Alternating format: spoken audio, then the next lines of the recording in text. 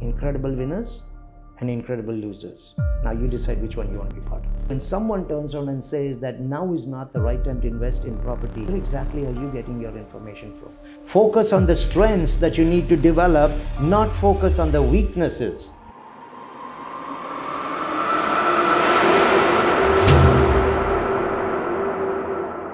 Hey everyone, welcome to the Take Charge podcast. I am here with Dr. Anand. Dr. Anand is the ambassador of the real estate in Dubai, the best trainer that Dubai has ever seen. And today we're gonna start talking about few questions, few stuff we got from our brokers, and Dr. Anand will be generous enough to share all of his wisdom with all of you. So Dr. Anand, first of all, thanks a lot for coming on the show. My pleasure, Anthony. Thank you for having me again. Such a pleasure to have you. And I want to start with the first question. Like, knowing now, since COVID break hit Dubai, DLD has stopped the RERA courses, and we got a massive function of agents. So now when I used to be taking those courses, let's say in 2018, we used to be 6,000 agents, and today there are 26,000 agents that came in without having this proper training. So I want you please to explain to us how to practice the code of ethics. Okay, there's this popular saying, honey attracts flies. Now that's exactly what I believe has happened with real estate in Dubai. Probably right now, arguably the strongest market in the world. The money is there, and that is what has attracted people. However, a lot of the brokers who came in saw the pot of gold at the end of the rainbow, but they never really thought about what is required to be effective in this industry. So the code of ethics that you're talking about is the broker's integrity to his process. In the short run, you will close a deal or two if you're not ethical, but at the end of the day, it's going to hurt your long-term revenue because it's a small market and news goes around quickly. So when we talk of code of ethics, I think the first thing that a person needs to look at, the broker, is his own integrity towards himself.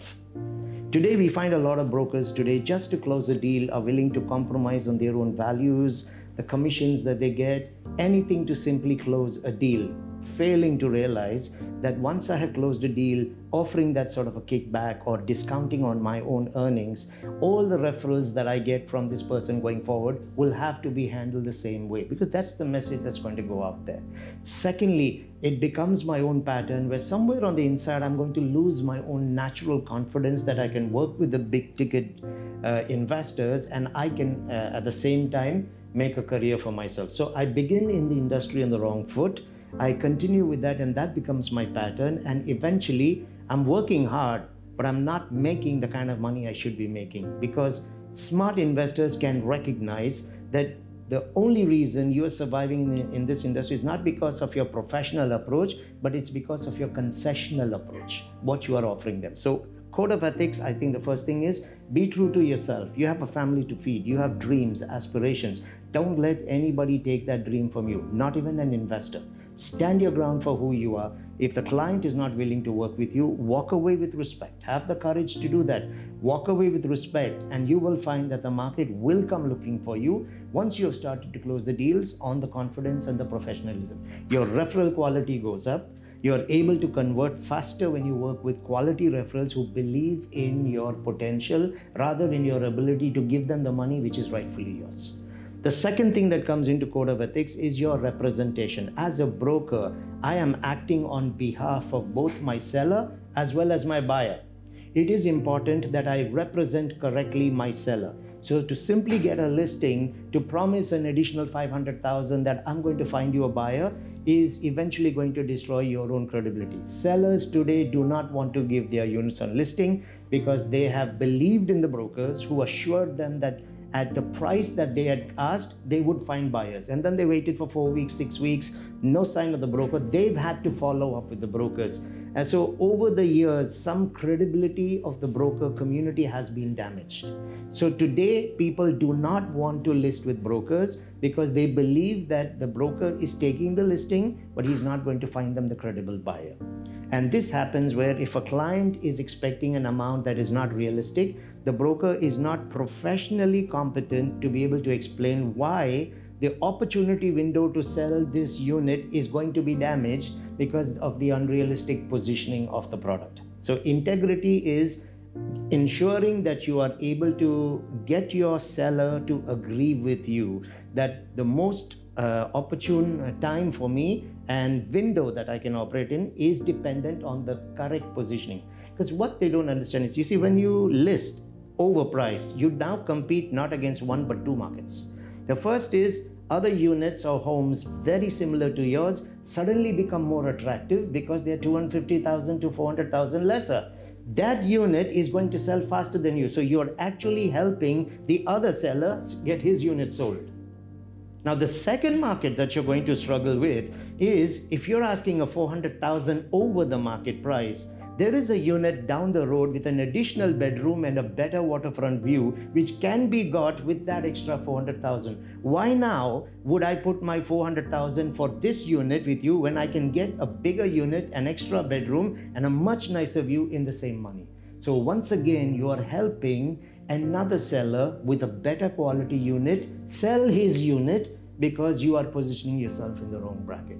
So my integrity as a broker is to help my seller understand this. For that, there is a certain approach that we need to use, which is what we are coaching the industry on, to help them know how do I handle this kind of a situation. So the integrity or the code of ethics comes from the correct product positioning at the right price. Why? You're not just the broker for the seller, Anthony. You're the broker for the buyer. You want to make sure that your buyer is getting a home that justifies that price tag. And has a room to grow as well. Absolutely, so that he gets the benefit. So I cannot be one-sided in this. I already know I'm not even going to get the sale here, but at the same time, I'm going to be unfair if I try and convince a buyer to take a unit at that price.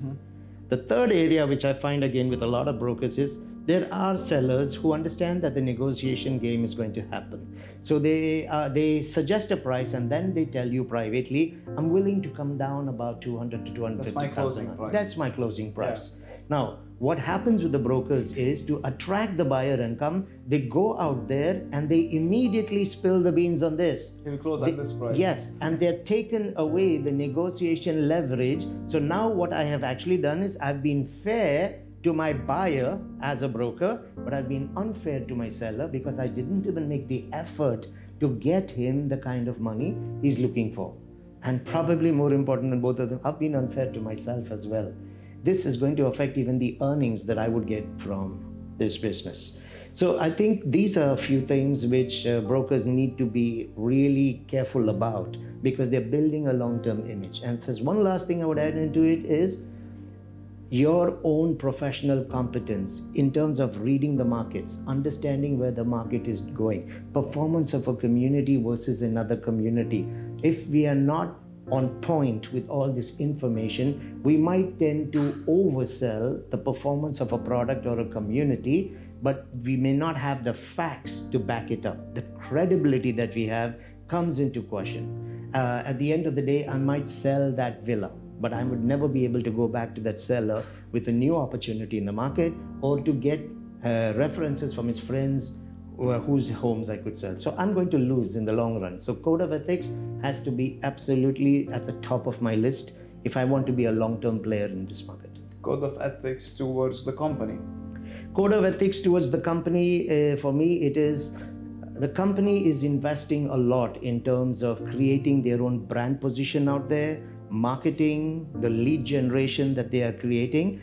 And there is a lot of, how would I say, intelligence, market research, experience that's gone into creating this. Now, that is the intellectual property of the company. Now, if I am going to take those leads and go out and privately share them with my friends so that they are able to close deals on my behalf and agree with me earnings out there, to me, that's a huge no-no, because at the end of the day, my credibility as a broker just doesn't exist in the market. We have a brokerage company in Faith that has employed you. I'll actually give you an example without mentioning the name of a brokerage. I had a senior broker who once came to me and said, we have 50-50 partners. Why is it that they insist that we come in on time? Why do they insist that we work in a particular way? Salary. They're not paying me salaries. We are 50-50. We are partners. And I had to confront him and say, help me understand how you're partners. And he said, it's a 50-50. I said, you're only a partner if you pay 50% of the desk space that you occupy. Pay 50% of the marketing campaigns, pay the portal rentals, pay 50% of the office rents, the licenses to run the business, Insurance. pay 50% of the utilities, the salaries of the back-end staff. Pay 50% of all of that, then share 50% of your earnings with the brokerage management. Then I will call you a partner. You are not a partner when 100% of the costs, the portals, the lead generation, the management of the business, the rentals, 100% is paid by the management and 50% of the earning is shared with them. You don't become partner in that. Integrity is where you see the brokerage as your own company. I cannot agree more. And let me tell you something that always happens with us. Like when other brokers come to join us, and during the interview, sometimes I sit and I listen and I'm like, tell me, why did you leave the previous company? And immediately they start throwing bad words. Some of them say management is terrible, leads are terrible, whatever it is. And for me, that's an immediate red flag. Why? Because I do believe in the integrity. Let's say that company actually was terrible. You can simply tell me that I didn't find my path, I didn't feel like this is the place to grow, I'm looking for somewhere else. But the same way that you're talking bad about that company, what's gonna stop you from talking bad about me? It also works in another way here, Anthony. If I am saying that that company is so terrible, and 1, 2, 3, 4, whatever the excuses, it also reflects poorly on my own judgment. It begs me to ask the question, so what kind of research and background reference checks did you do on the company before you joined? So when you joined the company, you absolutely believe that they were the best in town. So how did you decide that they were the right ones for you to work with? So it actually points the finger right back at you.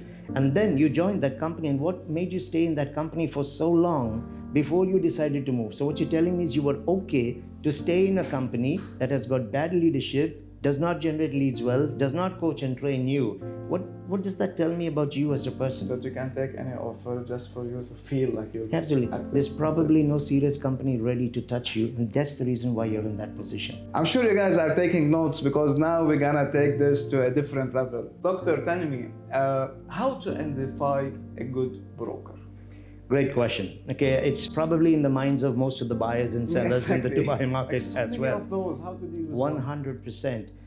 It's probably in the minds of some serious brokers as well, who are actually asking the valid question: how do I differentiate myself from the crowd so that people see me for who I am? I have a 4C approach to this, or 4 Cs. The first C is compatibility. Your professional likability. See, people buy from people they like, but people like themselves. So what are you doing to ensure your professional likability? How compatible are you with the buyer and the seller? How much do they see that you are acting on their side? So I think a good broker understands that people buy from people they like. So he or she makes the attempt to become that likable person. We're talking emotional decisions. I'm selling a home. I have dreams and memories associated with it. Or I'm looking to buy a home. My wife and my kids, I'm going to take them into that home for the next 5 to 8 years. I want to know I'm getting a good home. I don't want to discover later that this home doesn't work for me. And even if I had to sell it, I know I'm going to lose money because the home is not working for me. I have to lose. So my likability comes from how comfortable people feel with me. So compatibility. The second in this is capability. I like you. You're a nice guy. You're friendly, approachable, very patient. But how much are you in tune with what's happening in the market? How well do you understand the communities? How do you actually qualify which community works best for me? I've come to you in essence saying, help me find the home of my dreams. How capable are you of doing that so that I will actually become an ambassador for Anthony in the market going forward? So my capability, my market knowledge, reading the market conditions, the current trends, which community is outperforming the others, which one works most for me, maximum experience ROI for me if I'm a homeowner, profitability for me if I'm an investor. How well equipped are you to get me that answers with regards to the market, perceptions in the market, all the excuses that people keep talking about. Can you clear away the cobwebs and take me through and help me understand why this 8.5 million is a justifiable investment? So my capability becomes important. And the third is my credibility. So I've got the compatibility, my likability, I've got my capability, my professionalism, I've got my credibility, which is my legacy. How many people have you actually helped to close deals? How many have you helped to find the dreams of the homes of their dream? Who is the brokerage that you represent? How does this company help aspirations with people? Who are the networks that I work with? Which kind of developers am I associated with in the market? How well do I represent my own broker and my seller? What kind of testimonials do I have that I can share? Credibility becomes very important. And then the fourth is my clarity. Clarity is the absolute certainty and sureness with which I present the opportunities. I don't throw vague information. When I quote statistics, I am able to mention the sources. I'm able to share credible sources for that information. It's also in terms of my clarities, when I explain a community, when I explain a return potential, does my potential buyer actually understand it the way I'm explaining it? Is there buyer's remorse that's going to kick in later because what you sold me is not what I'm actually experiencing right now? So it's a lot about being clear about what you're saying, reconfirming with clients, checking how emotionally invested they are with everything that I've been saying and presenting. We take talking 8 million and 10 million. It may not be your money, but it's blood, sweat, and tears for the other person. It's hard money.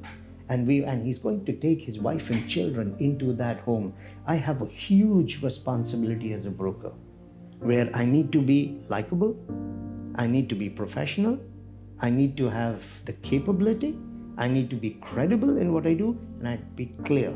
There should be absolutely no shadow of a doubt in my head first as a broker when I take a solution. That's why I always say, think of your mom and dad. If they were to come to buy a home, how would you sell? And that is exactly the approach that you need to treat adopt. your parents, treat your clients like you treat your parents. That's it. If you can do that, Anthony, you will not be a good broker. You'll be an excellent broker. I did that actually. This is my first rule. Is like, and the second rule I always say, whatever you don't buy yourself, don't sell it to people. If 100%. You follow these two, that's it. You got it. You cracked it. That actually it goes back to the integrity issue as well. Yeah. If I wouldn't put my money in it, you have no right to sell it to somebody else. Since we're talking about this, doctor, let us stay in the same topic and talk about appearance. How important is appearance in this industry? Okay, so let me ask you a question. How would you feel if I turned up in Bermuda shorts for the meeting today, for this recording? My PA will tell you that I'm busy, I'm sick, something happened. Yeah, but I have the experience, I understand the market, I know everything. And if I came in ripped jeans and a t-shirt with some ugly message, how would you feel? And first impression is the most important part. Absolutely. How you look like and how you look like plus your energy represent you. It talks about you even before saying a word. You know, I heard a broker just, I think about a couple of weeks ago mentioned to me saying you need to have an expensive mindset. And I loved what he was talking about. When we talked about an expensive mindset, it's not a show-off mindset. You should feel comfortable with things of value. That includes seeing yourself as a person of value, respecting yourself enough that you dress and present yourself as a person of value. Remember, people are buying from people they like, but people like themselves. When you're selling to the millionaires and the billionaires of the world, to the entrepreneurs, to the managing directors, to the CEOs, you need to show up not as the coffee boy. Now, with all respect, the coffee boy is excellent at what he does, but that's not what you do. You're selling $1 million homes. Turn up like a $1 million salesperson, and that's very important. Secondly, what a lot of salespeople fail to understand is there's two presentations that happen in every sales engagement. One is you as you're speaking. The second is your presence, your personality, and your representation that is speaking all the time and sending unconscious messages to people. Now, how would you feel if you had to go and buy a Rolls Royce, for example, and you walked in there and there was a guy in a sweatshirt or in his track pants, he just came from the gym and he's going to sell it to you. He might be a great sales guy, but the first thing in your head is, do I want to buy from someone like this? And it has to be easy on the eyes. I need to be able to look at him, to talk at him, to be comfortable doing that, or else what's the point? Additionally, you are not just your own brand. If you are hired to work with a broker, take for example, Provident, okay? You represent Provident. The ethics of the company, the aspiration of the company, the brand visibility of the company is you. You are the front end of that company. And if you believe that you are premium as a company, you cannot be average on the sales front. So in my view, presentation, absolutely critical. Zero compromise on that. Doctor, the most asked question for the new joiners, what shall I join? Primary / off-plan or secondary market? Okay, great question again.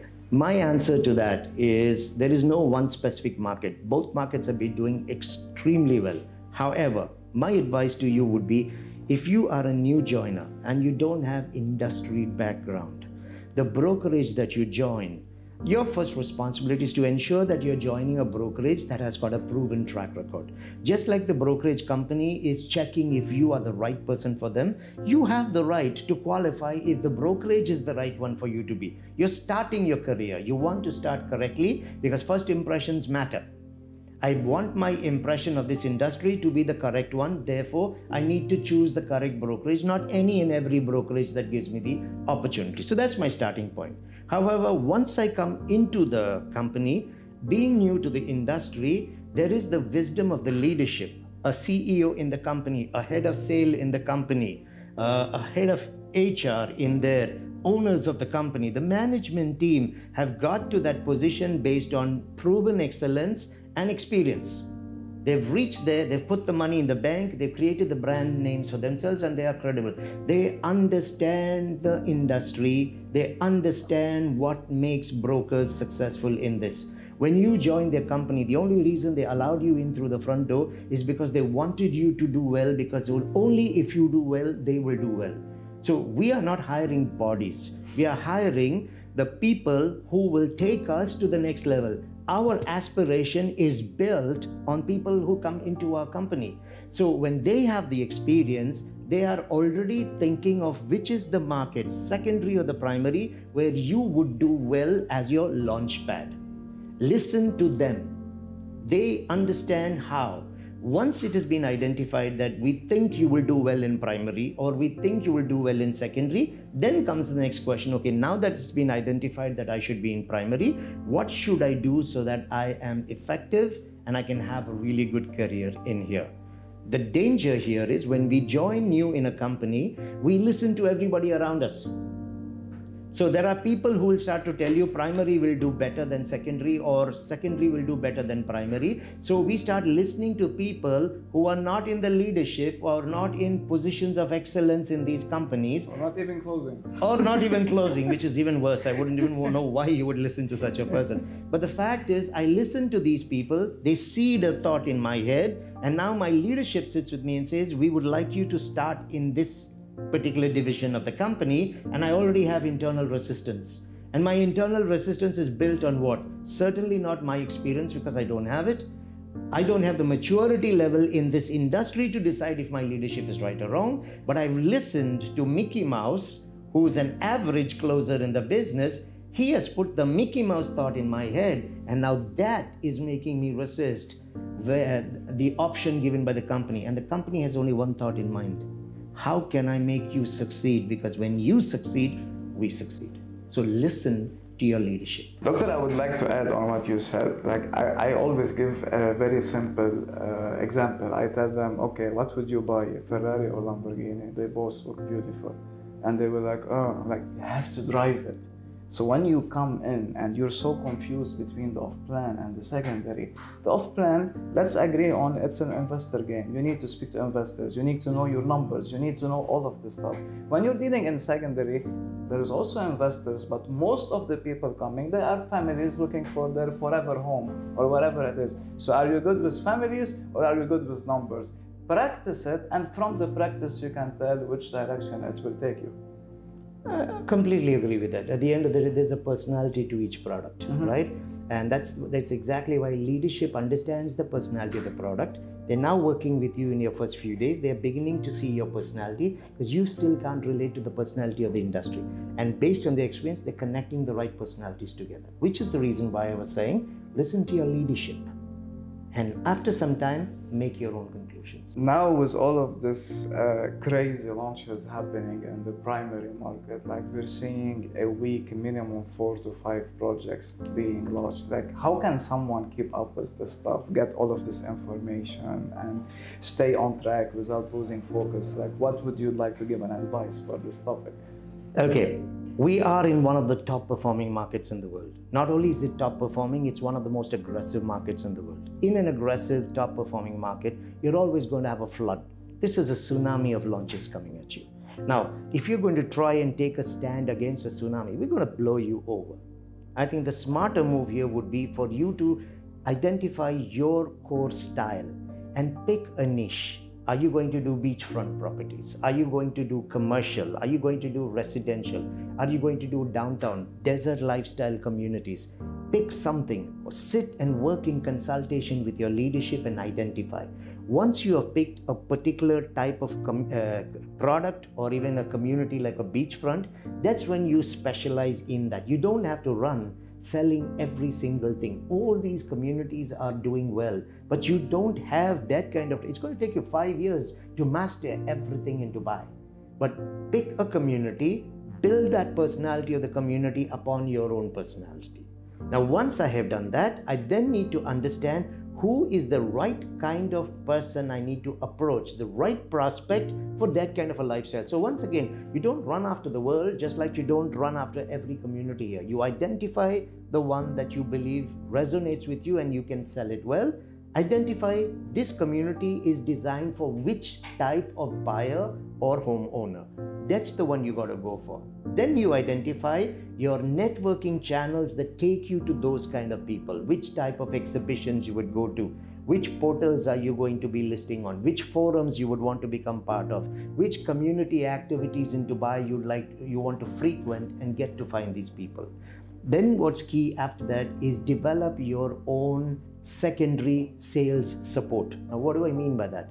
As a broker, you cannot have an employee mindset. You are the CEO of your own business. We pay you only when you close. So it's up to you to create your own network of closers that work for you.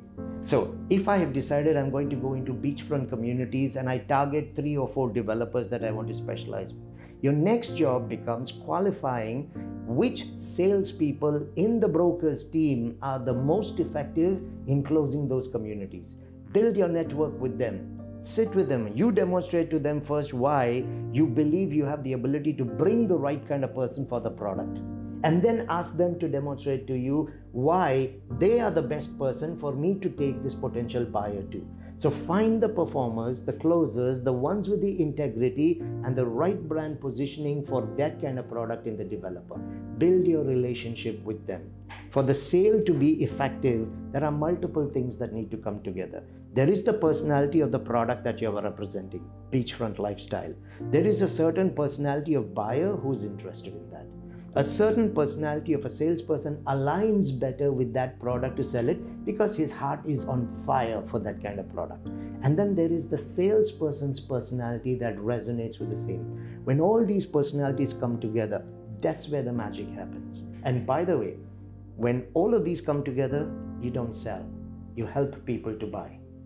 Because the person who loves the product is coming in. He's coming to a broker who's passionate about it. You take him to an investment advisor who's equally passionate about it. This is a buy transaction, not a sale. The best salespeople in the world are always thinking in terms of buying. So my advice would be, when you are surrounded by so many opportunities, don't get sidetracked. Be absolutely focused on what is your niche and what you're trying to do. Become brand ambassador for that and watch how the business starts coming to you. Amazing. Let's talk about the secondary market and this topic. Like for the new joiners or even the people has been, let's say, for 6 months or 1 year in the industry doing the secondary market, they always say like It is so hard, or it's nearly impossible to enter a community where you have companies establish themselves from 5 years, 10 years, 12 years over there, in a way like they have a market domination over that area, and there is no way to pinch it or to approach it. So what would you say to that? Okay, I would look at that from two perspectives. Companies that got into the game early, they have got a footprint in each of these communities. It doesn't necessarily mean that that is the most effective footprint. It's just that we've been in that community for a long time.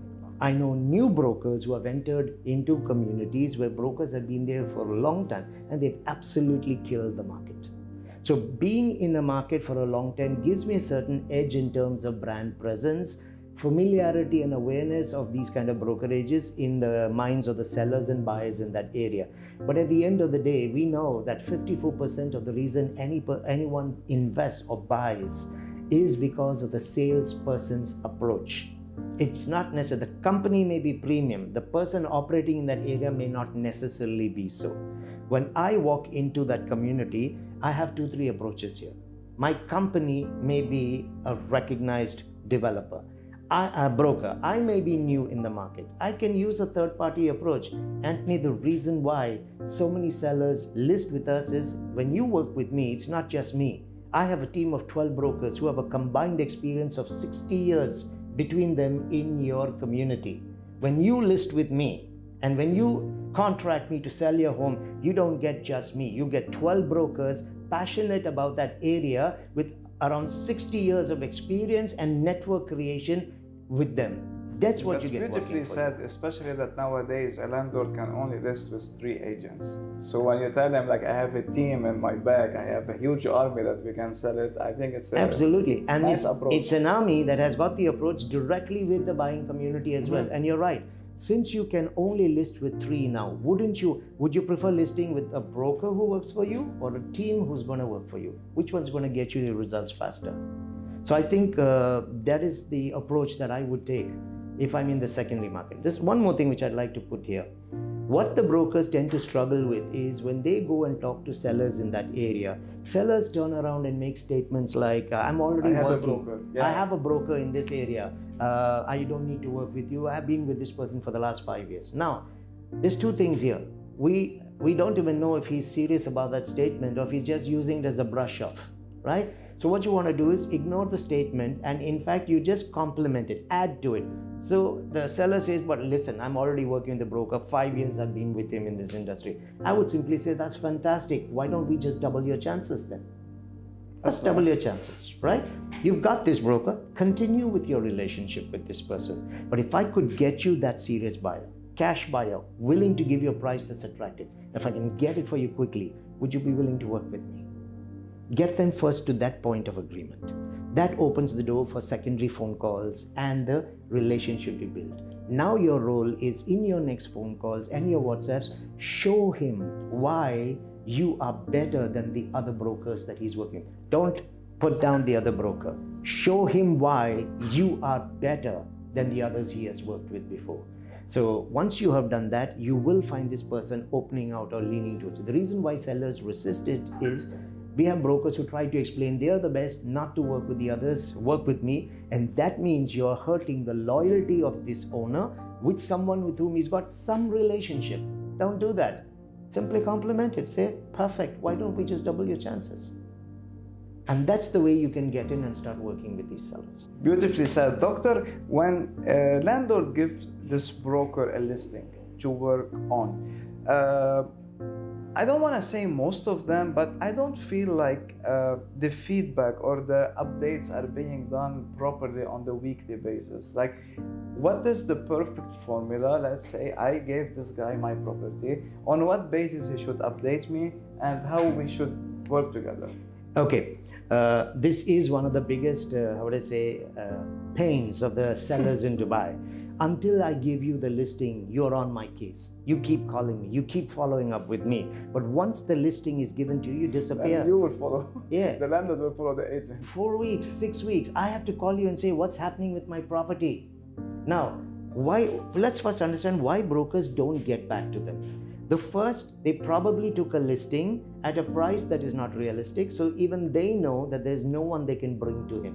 They've simply taken it to park there and show that they have a large number of listings. And because I already know that there is no potential buyer that I would in my right senses bring for that, they've gone invisible on you. That's the first reason. The second reason is the broker himself might be very reactive in his approach. Typically what 80% of the market does is they take a listing, they take a few nice pictures about it, they'll put it on a few portals, and then they wait for the leads to come. That's reactive marketing.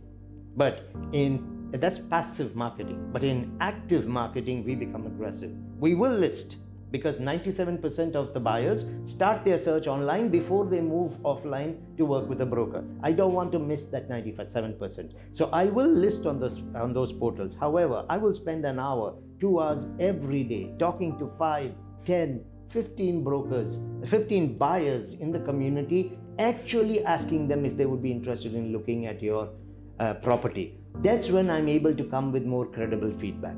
Now there's a third point to this. Let's say it is listed and for some reason you haven't been able to get people to contact you. It's been 2 weeks, 3 weeks.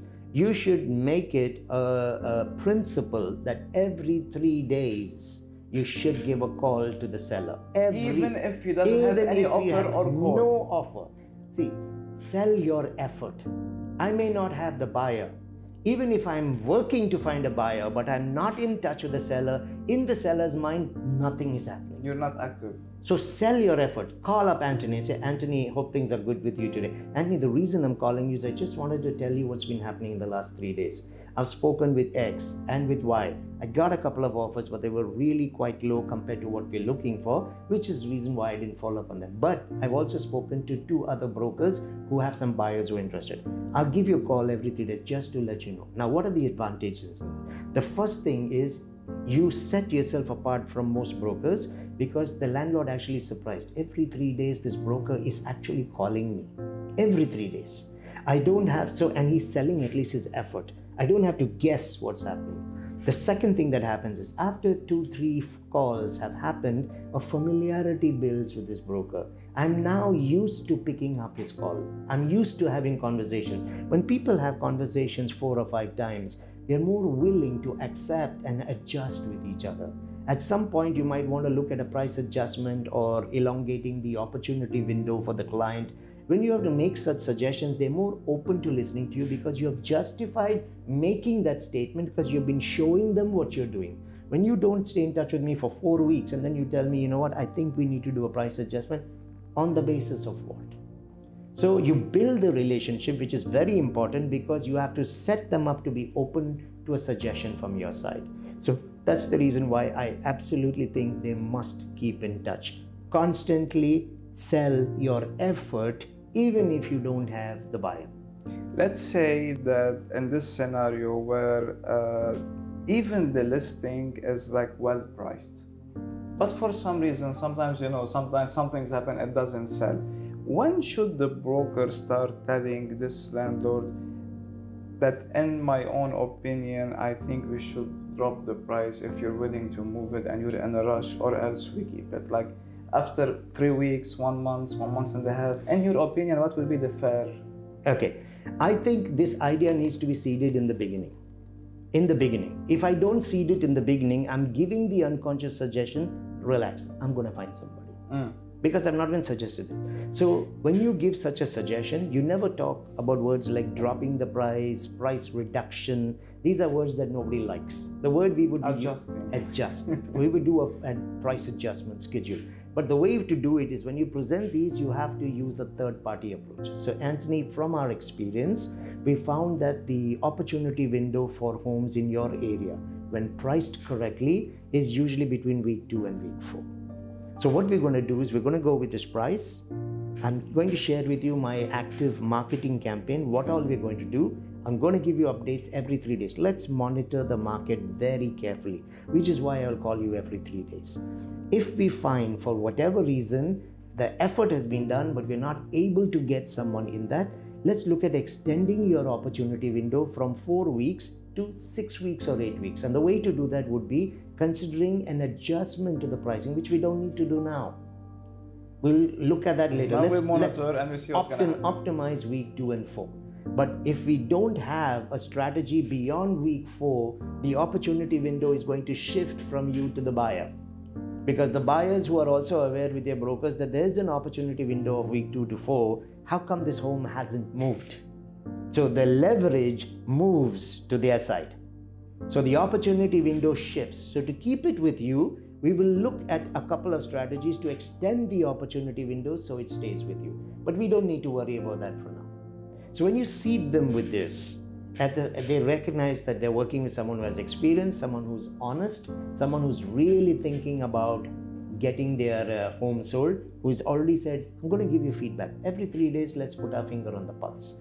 And later when you are, and since you've made those calls every 3 days, at some point when you have to agree an adjustment, they're actually open to discuss more with you. They will feel comfortable. Absolutely. Because it's proven that you've done the work, but we need to do something, change it. Sell your effort. That's the key. Doctor, with this global recession happening and the interest rates shooting up and it's becoming extremely unaffordable for someone to buy a house on a 10 years mortgage, it's becoming nuts.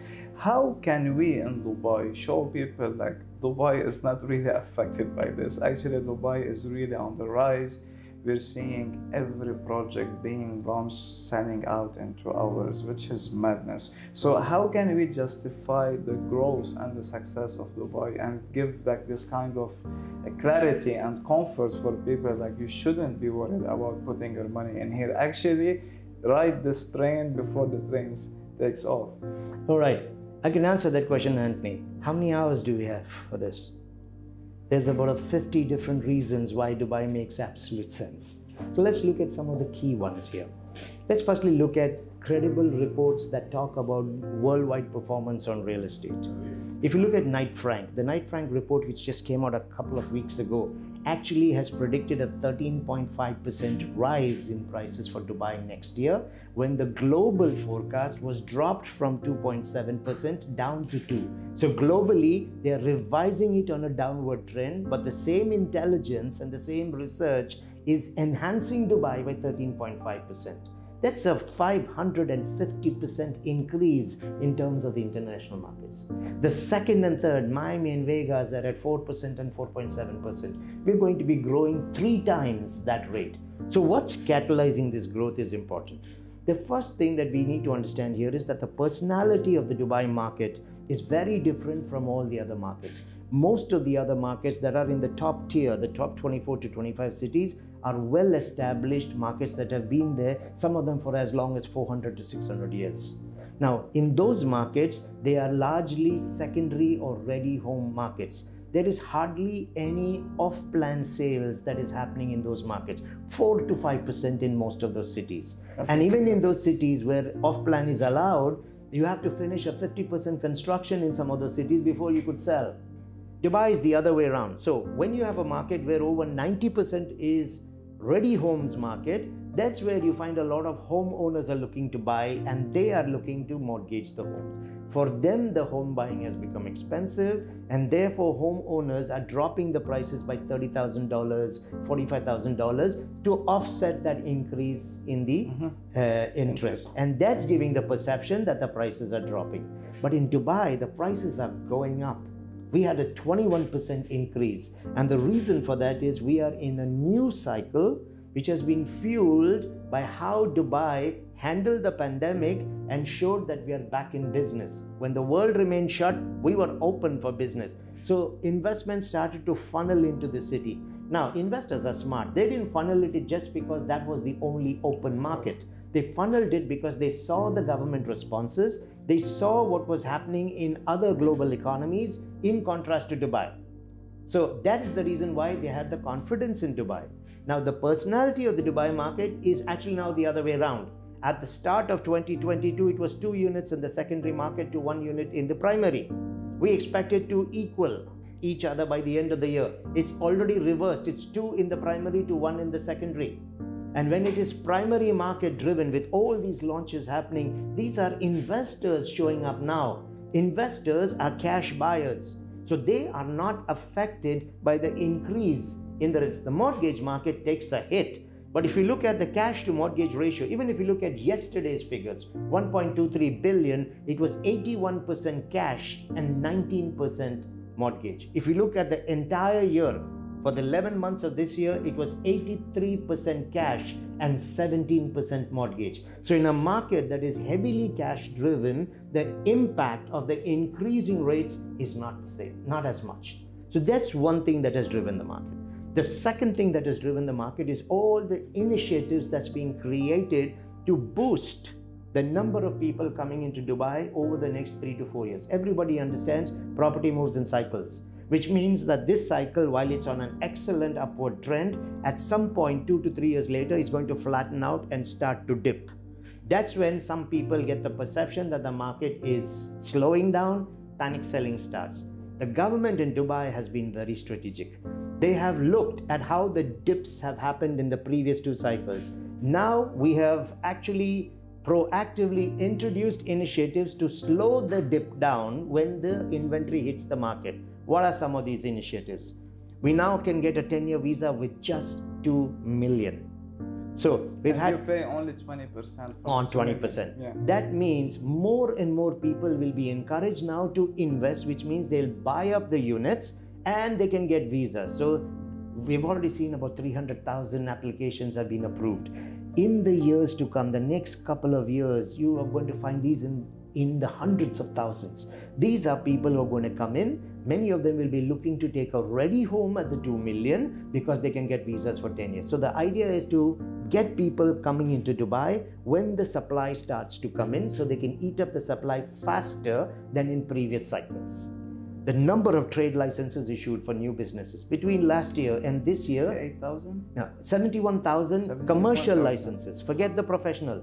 If an average size of a company in Dubai is between 8 to 12, so if you're having another 70,000 companies with around 10, that's 700,000 people coming in the next 2 to 3 years. Where are the homes for them? So when the supply starts to hit the market, there are a lot more people coming in to rent and willing to buy. This is how, instead of having a steep downturn in the market, you level it out because the absorption rate becomes higher. So you can get the next wave starting much earlier than in the previous cycles. Today, you can start in District 2020 and in similar kind of zones, you can come and start up for 2 years without payment of any tax, without even paying the registration fee, a 2-year breathing window space given to you. Come in here, take the advantage, set up your company, and 2 years later enter into paying the government. With initiatives like this, more and more companies are going to start coming in, which means more and more licenses, more population, more renting and buying. We are flattening the back end of the curve. And all of this has been announced now because it takes 2 to 3 years to really come with impact. There's more, which really takes this to the next level. A few months ago, the government has now announced pension schemes for expats. What is the intent? A pension scheme is only valid if you live in the country. As long as you can have that minimum amount of money that you can show in the bank, you can now live the rest of your life in the UAE. They will need homes. So these are people who now will look at maintaining that money in the bank, buying property, and they can live the rest of their life in Dubai. We are also giving, so we are populating the back end of the curve differently today. Even more classic. The Expo 2020 gave us a glimpse of it, an idea. You see, during the Expo, we brought the world to us. Now, the ruler's office in Dubai is reaching out to 40 countries. We are actually creating our own trade forums and exhibition centers in 40 countries. We are going to those countries, establishing permanent offices and marketing the UAE and Dubai in those countries. We're going to India, we're going to the UK, we're going to London. We will host events, we will have seminars, we'll talk to people there and say, come and live the life of your dreams in Dubai. We did it for 6 months by inviting people to Dubai. Today we're reaching out. I haven't heard of any other country that has gone and put forums and marketing companies in 40 other countries to talk directly to the citizens of that country and promote and bring them here. All of these initiatives is going to come in and populate that back end. And seeing all of this, we have an increase in price terms predicted of 13.5%. Seeing this, investors are coming into the country. Millionaires are leaving their home countries, giving up their passports, even the US passport, to now come to the UAE. The highest millionaire migration, the Henley and Partners study has shown us that, is the UAE. 65,000, right? No, the millionaire migration is 4,000 this year for UAE. No, but I mean all of the count in Dubai. 70,000 millionaires and 19,000 centi-millionaires. Yeah. And so the point is, you have these millionaires leaving their home countries. They are shifting business families and they're coming to another permanent residence. Now, when you're going to a permanent residence, you want quality of lifestyle, education, healthcare, safety, business opportunity, you want growth potential, you want all of this. Why are they choosing Dubai when they could have gone anywhere in the world? That's why I said I could go on all day on this, but there is so many reasons, and that's the reason why people are investing in Dubai. In 11 months alone this year, we've had 361 billion dirhams invested through 106,000 transactions. That's $100 billion. If you don't know what dirham is, $100 billion in 11 months. That's an average of 9,600 millionaires every single month investing an average of 33 billion in this market. So when someone turns around and says that now is not the right time to invest in property, where exactly are you getting your information from? In my view, Anthony, there's only two types of buyers in the Dubai market: incredible winners and incredible losers. Now you decide which one you want to be part of. I love that. I love it. Doctor, with all of these figures that we just spoke about, I want to ask you, what's the reason that stops lots of agents making money in this market where we see agents making between 10 to 50 million a year? With all of this crazy sale, there is lots of agents who don't do anything. Can you give us reasons? Okay. There's a phrase I always use: honey attracts flies. All right. Now, flies love to come and take the honey that's been made by somebody else. Most of the brokers, not all, but a significant number of the brokers, don't even understand why they're in real estate in the first place. You ask anybody, why are you in real estate? To make money. I mean, you could make money in 100 different ways. You could make it selling boats. You could make it selling education. Why real estate? They've never really sat down firstly to understand why are they in real estate. They've seen the money, the pot of gold at the end of the rainbow. They've seen the Instagram posts about someone who sold a 600 million villa. They've seen all of that and they got it. Did they see the effort of the person who closed the 600 million? Did they see how many sleepless nights he had? The weekends that he gave up. You know, the times when he stood alone on the beach and was wondering, what the hell am I doing with my life? But he had the fire burning in him. And even after he stood and wondered, the first thing he did when he came back was he checked his WhatsApp to see how many clients had responded to him. They don't see that. These guys are up early, they sleep late, they sacrifice weekends, while the average Joe who doesn't have a dirham in his pocket is sleeping at till 11 o'clock in the morning on a Saturday, and then he wants to get his hands on a 500,000 commission at the end of the month. You see, everybody wants the gold, but they don't want to climb the rainbow. You've got to love the process. They don't know why they're in it. They haven't done the right kind of research. The discipline is missing. The learning and understanding of the industry, the willingness to go out and shake more hands, the picking up of the phone, even when a person has said no, picking it up, calling again. They don't ask the right questions. They go and ask people, why am I not selling? I think that's the wrong attitude itself. Why am I not selling is focusing on what I'm doing wrong. The question itself should be worded positively. What should I do to sell more? Focus on the strengths that you need to develop, not focus on the weaknesses. So they need to be asking those questions, but they should be asking it to the people who are making the big money, the people who have the sense of purpose. We know that the deals are there. I don't want to take the name of a broker, but just last week, I was in a broker's office and this guy comes up to me, said, can I have 5 minutes with you? I said, yeah. And he said, I don't have a complaint. I don't have any issue that I'm struggling with. I just wanted to say thank you. Oh, I know who you're talking about. It's okay, we can name him. It's okay. All right, I'm very proud of him. It's Jad from our company, from Provident Estate. It's Jad from Provident, absolutely. And believe me, when you look at Jad, I don't see intelligence in him that doesn't exist in others. I don't see a personality. He's very hungry. Yeah. I don't see a personality that's going to knock people out. I see Jad like the other brokers, but what I saw in him was that fire. Now, when he came to me and he said, well, I just want to say thank you. I said, for what? He said, there was an event where I heard you speak about one more round. That's all it takes. He said, that day, I couldn't sleep when I went back. Everything that you had told us was going through my head. 2 days later, I closed my first deal. In the last 2.5 months, he has closed 17 deals. And 8 rentals. 17 sales and 8 rentals. And 8 rentals. Now, this is a person, let's understand, zero background in real estate. Comes in here. Even fresh in the country. New to the country. Gets the beatings. Wondering, what should I do to move to the next level?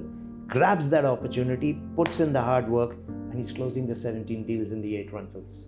Now, what's the difference between him and everybody else? He's hungry and he puts in the work. Recently, he did 2 deals in 72 hours. New person in the industry, 3.5 months.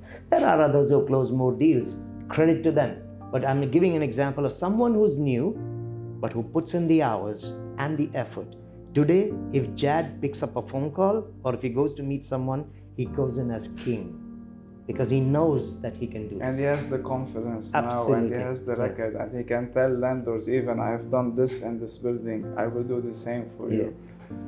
So what's stopping them? The attitude, the willingness to put in the hard work, the consistency in what they do, and the discipline. This is what is stopping them. Doctor, you can give million advice, I'm sure. But let's say if you have the ultimate, the only advice that you want to give to these agents, what would you say? Only one advice. Only one. Okay. If I had to give only one advice to a broker who's new, and it's going to be this: choose very carefully who you listen to. Choose very, very carefully who you listen to. Okay. Young people, new brokers to the industry are highly absorbent. They're excited, but they're nervous. They don't know where to start. They're open to all ideas from them, but they do not have the maturity. I'm saying experience-wise maturity in real estate. They don't have the maturity to qualify that the people that they are listening to are the right people to advise them. So what ends up happening, if and I'm highly absorbent and I come into a company and I want things to work, I'm going to grab every bit of information that is thrown at me. But if the average broker is talking to them, then I'm picking up average. Along with the average strategies he's going to give me comes the complaints and the negativities and the resistances. You reminded me of myself. Did I tell you this? No. When I joined the company, I didn't know anyone. And you know, all of these joiners, when the new joiners, they sit with each other because they are like together. So we always used to go downstairs to have a smoke. And this is where the cigarette break, it's what kills your dreams. Absolutely. Actually. Yeah. So when people used to come to us and say, how's work? My colleagues always used to say, oh, you know, the leads are shit. So I didn't say anything because I didn't even have leads back then. So when people started asking me individually how's work, I started to say these are shit, even though that I didn't have one lead, but I didn't know what to answer. And after a few months, I came to pick up my check from the finance, which was, I remember, 10,000 or something like that. And I saw a check for an agent was 180,000. And I'm like, whoa, I thought that I made money, but when I saw that, that's $50,000. I'm like, no, I'm gonna cut all of these guys out and I'm gonna start walking around or next to these people, pretending to be on the phone just to listen to what they say, how they're making it. And when I changed my surrounding, I started changing the results and everything else. Look, we are creatures of our environment, okay? You become exactly what you expose yourself to in life. So if you're a new person in the industry, choose the people you will listen to carefully. Without your permission, they will destroy the belief and the fire in you.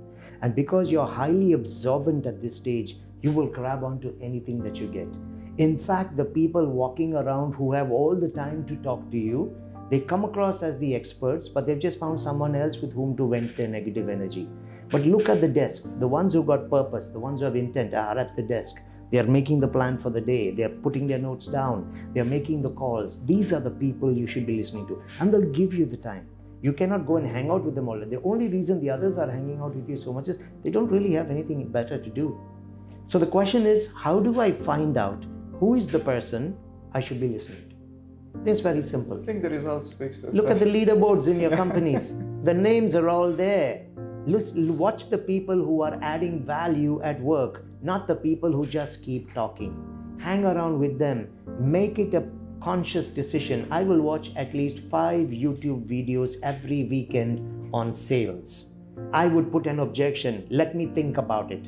Let me see 5 videos on how to handle. Let me think about it. Create a plan for yourself. Okay? Don't listen to Mickey Mouse or the average Joe, because if you listen to them, it is not their fault. You have allowed them to get into your head. You shot yourself in the foot, correct? My one single advice to anyone, be very careful and choose carefully who you listen to. Doctor, this has been amazing. You know, I always cannot get enough from you. Guys, this will be coming on a weekly basis. So like this video, subscribe to the channel, activate the bell, and please feel free to put all of your questions in the comment below. As I said, this will be coming on a weekly basis. Also, we do have training programs where we have the online courses, we have physical training one-on-one, and we do have a group training. So if you wish to subscribe to this, feel free to send us a direct message and we will take care of the rest. Thank you for watching this episode. Doctor, thanks a lot for coming. See you on the next one.